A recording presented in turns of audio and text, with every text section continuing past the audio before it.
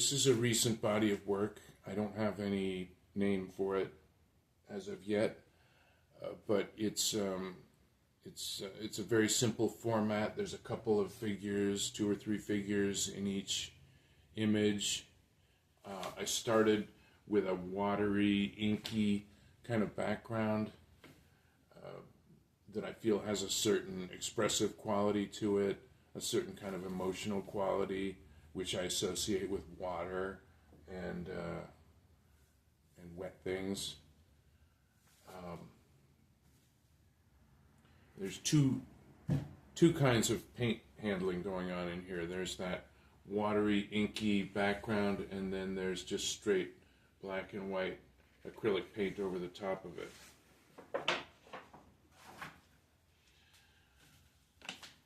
I do a lot of kind of hybrid images of human figures. That's a human figure that's combined with an animal or a plant or something. And I feel like that has a powerful expressive quality for me. It connects me as a human being with other things, with animals, with plants. It's a kind of a shorthand for connection with nature.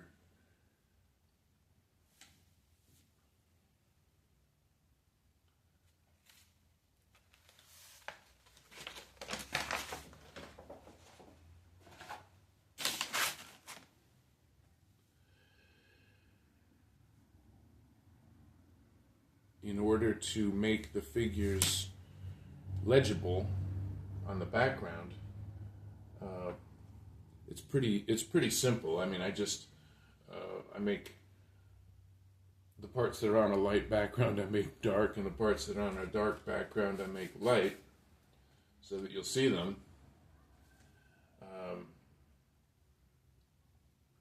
So you have this kind of back and forth visual thing that's happening between the background and the foreground, and between the light and the dark.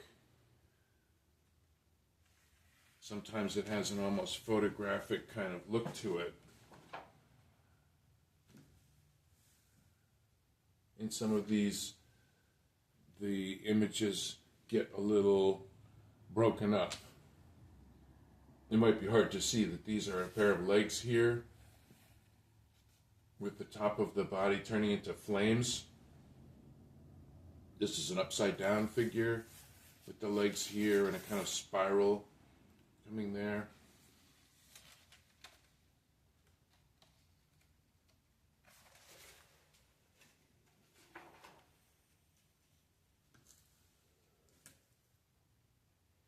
Just by having 2 figures, I do this a lot, 2 figures. Whenever you put 2 figures next to each other, you immediately create a relationship and you create a story that's going on. Are they marching in the same direction? Is one running away from the other? The mind automatically starts making these kinds of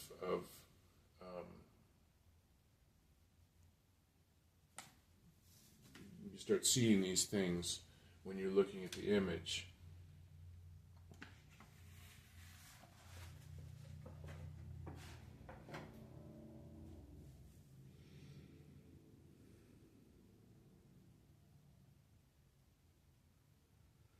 There's always a kind of iconic quality that I look for that makes the figure into a symbol for something, that makes it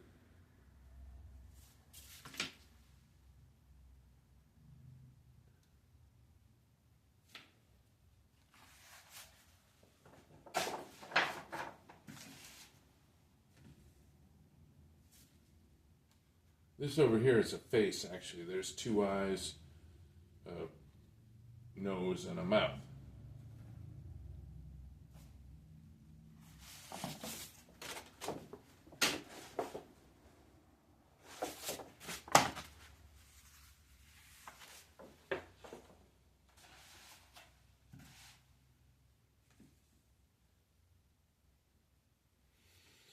you can see the quality of the paint as it's applied.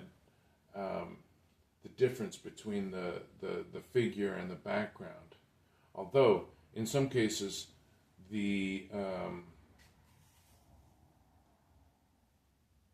figure is the same as the background because I've surrounded it with the paint that I'm putting on top of the background.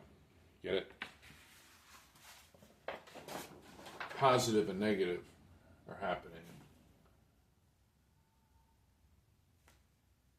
This one, here's a pair of legs. Here's a face. Here's another pair of legs with a sort of plant-like thing happening. They're pretty hard to see sometimes, but the piece itself has a kind of overall coherence that I like, and that makes it work for me.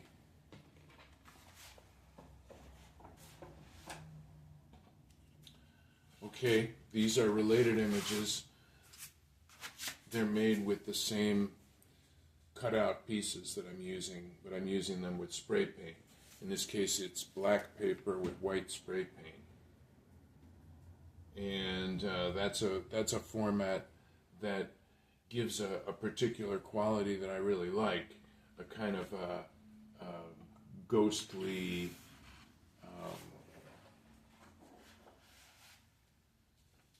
mysterious kind of quality. So it's interesting to see the two approaches together. You know, it's the same type of imagery, literally the same images that I'm using, but here they have a different quality to them, and maybe elicit different feelings.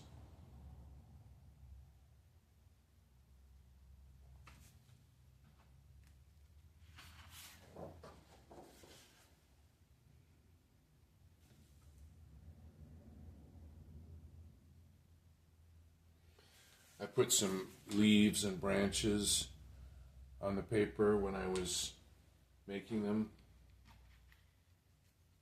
It gives it a very interesting and unpredictable kind of visual element.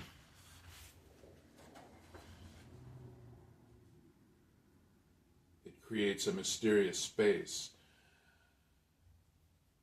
as if these things were emerging out of a forest or something.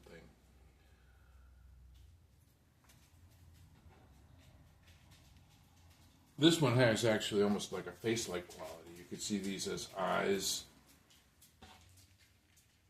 if you felt like it.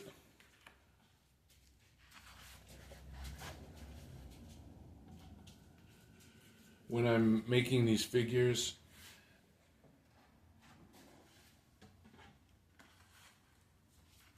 there's a lot of distortion going on, but there's always one part of it, maybe just one leg, that has correct proportions and that looks, kind of real, and that's enough to anchor the image in a reality that gives the distorted elements of it their expressive power. It kind of grounds it in a recognizable reality. So it's it's kind of a signal to the viewer. You know, I could draw this figure the right way, but I choose not to. And I choose not to because this, whatever is happening here, is that's my unique contribution. That's my unique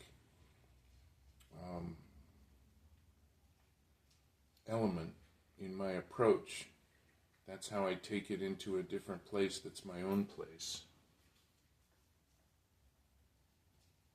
And that's how you can make something that's very simple, but that's very individual and very unique.